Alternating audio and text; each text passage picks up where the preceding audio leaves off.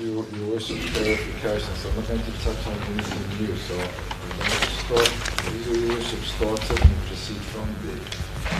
Colonel, when you received this spent cartridge, you could see visibly that it was a spent or used cartridge. It's obvious that it's not a live bullet that's being utilized. That's correct, Your Worship. But what you cannot say is when it was actually used. That's correct. That's correct, Your Worship. You're nodding your head, but I just want to put on record. So one looks at it, one can say, here's a spent cartridge. One can't say it was this cartridge was utilized 1 day ago, 1 year ago, or 5 years ago. It's impossible to tell from the spent cartridge case. Do you agree with me? That's correct, Your Worship. So, put differently, one cannot, by looking at the cartridge, say how long before the examination it was utilized. Do you agree? That's correct, Your Worship. Now, the Worship also asked you about powder residue, whether any residue would be left on the cartridge. And that would also be dependent, you didn't test for it, but just as a general principle, it would be dependent on how it had been kept, what weather conditions, etc., etc. There's so many factors that would influence whether there would or wouldn't be residue on the cartridge. Do you agree with me? I don't understand the question. The Worship asked you whether there was residue on the cartridge, and you said that you hadn't been asked to check for residue. Do you remember that? Yes, Your Worship. What I'm saying to you is that there would be many factors that would influence whether there would or wouldn't be residue on the cartridge, such as whether it's been cleaned, for example, whether it's been in the rain, whether it's been outdoors, indoors, etc., etc. There's so many factors that one would have to take into account in that regard. That's correct, Your Worship. But by virtue of the fact that it's a spent cartridge, it would be normal to conclude that there would be residue because it had been shot at some time. Yes, Your Worship. It would be normal. Now, you looked at points of similarity and points of dissimilarity or differences, is that correct? Between your test and the exhibits. That's correct, Your Worship. Now, what's the legal requirement of how many points should tie up or shouldn't tie up in relation to this field of ballistics? Your Worship, there is no clear requirement as to.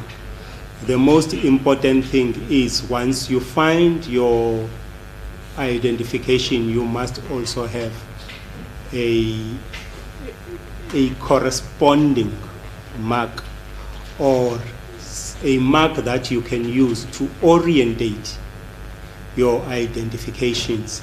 So in other words, Your Worship, for example, if you find your identification in a breech face, and then all the other marks, ejector, extractor, should be in the same position in all your exhibits and tests in relation to that particular breech face mark. Now, that being the case, there are so many factors that one takes into account. You, by way of example, never found two identical, as in identical twins, exhibits and test cartridges. Do you agree with me? Where they're tied up 100%. I don't get the question, Your Worship. I'm going to rephrase it. Based on your previous answer, you didn't tie the exhibit to an exact 100% match, being an identical twin. Do you agree with me? To the exact 100% Yes, 100%. No, Your Worship. However, when I did the identification, I found the bridge face marks, all the marks on the bridge face being negative. But the identification marks that I used were found in the neck area of the chamber, in different areas in that neck area, around the neck. You can explain it as much as you like. You never found an identical twin to that exhibit you gave me. Matched 100%. Identical twin that matched 100%. No, Your Worship, not the identical twin that matched 100%. As I indicated, the bridge face marks were negative. Now, you referred to characteristics and you identified two types. You had a class characteristic and a unique characteristic. Do you remember that? That's correct, Your Worship. I'm instructed that there's a third type of characteristic called the subclass characteristic. Do you have any comments? Yes, Your Worship, there are subclass characteristics as well. And you never referred to these subclass characteristics in your reports. Do you agree with me? Yes, Your Worship, because there I could not find any subclass characteristics, Your Worship. So, ordinarily one would find subclass characteristics. Do you agree with me? Not in all the cases, Your Worship. I said ordinarily, I didn't say in all cases. Subclass characteristics, Your Worship, are very, I don't want to use the word rare, but they are not too common. Yes, one can find them, but they are not too common. Now, do you know how a Narinka barrel is manufactured?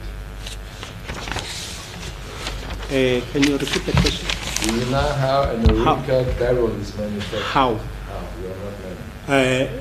No, Your Worship, I've never been to see how they manufacture the barrels. I'm instructed by my expert that it's by a process called cold forged hammering. Do you have any comments? Cold forged hammering. As I indicated, Your Worship, I've never seen how they manufacture their barrels. I'm further told that by virtue of it being cold forged hammering, the same process can be utilized to make over 100 barrels, which would make them identical. It's a I think it's called a mandrel that's used. Do you have any comments? Let me break it down. Sorry. I'm instructed that a mandrel is used to make the barrel in this cold forged hammering process. Do you have any comments? No, Your Worship. And I'm further instructed that the mandrel that's used to do so can be utilized hundreds of times, which would make all of those barrels identical. Do you have any comments? No, Your Worship. Your Worship, the metal is not a homogeneous type of tool, if I may say so. It's heterogeneous. Every time that metal is used, there are changes because the crystalline structure of that particular metal changes. I'm further instructed that a barrel can be changed if you have the right tools to do so. Do you have any comment?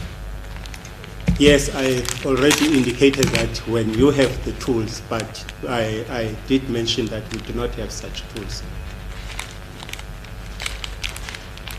But if somebody wanted to, for example, disguise a firearm to hide the fact that it had been utilized to fire a particular bullet, they could change the barrel given time and the tools to do so. Given the time and the tools, that's correct, Your Worship.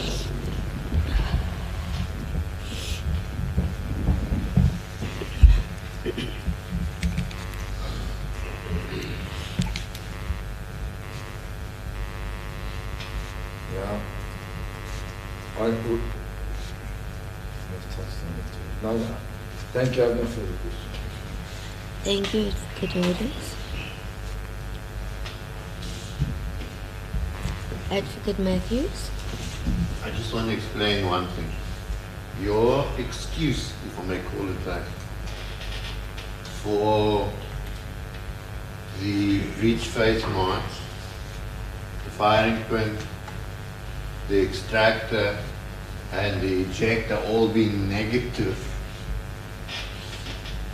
is because they might have been changed. The breech block might have been changed.